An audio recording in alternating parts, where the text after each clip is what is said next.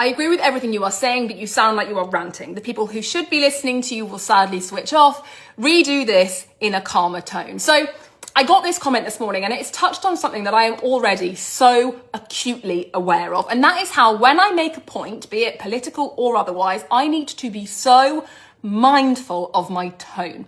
How I have to avoid sounding anything other than calm in order to stand a chance of being taken seriously. And do you know what? I bite my tongue off to do that, to stay calm and to stay measured, which is hard when I am talking about the things that I care about, that I am passionate about, not to bring my feelings into it, but I have learned the hard way how easy it is to become undone. And ironically, it is this that makes me angrier than pretty much anything else. It is this that makes me want to cry. It is this that I would cite as the sole reason for why I would never go into politics. That I have to go to such ridiculous lengths just for the chance of being taken seriously, knowing as I do, by the way, that I probably won't be anyway, that for most people, before I even say anything, their mind is made up, that what I have got to say is just not going to be that serious. And I'm not being dramatic. I don't think we fully appreciate all the ways in which we have been conditioned just not to take women seriously. And it took me ages to realise the extent to which that conditioning had shaped my view of myself.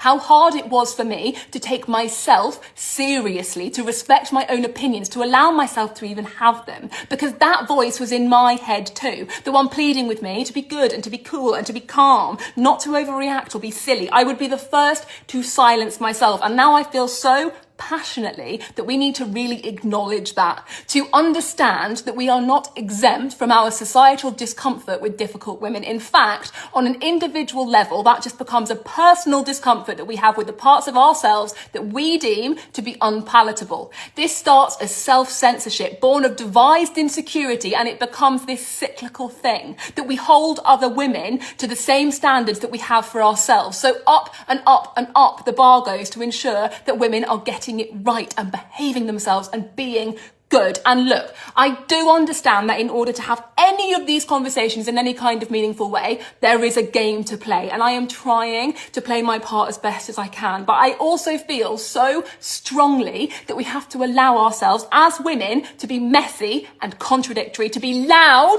and sad and angry, to make a great point with the wrong tone, to not always be palatable, to not always be calm, to freak the fuck out occasionally, actually. Now, how was that for a calm redo?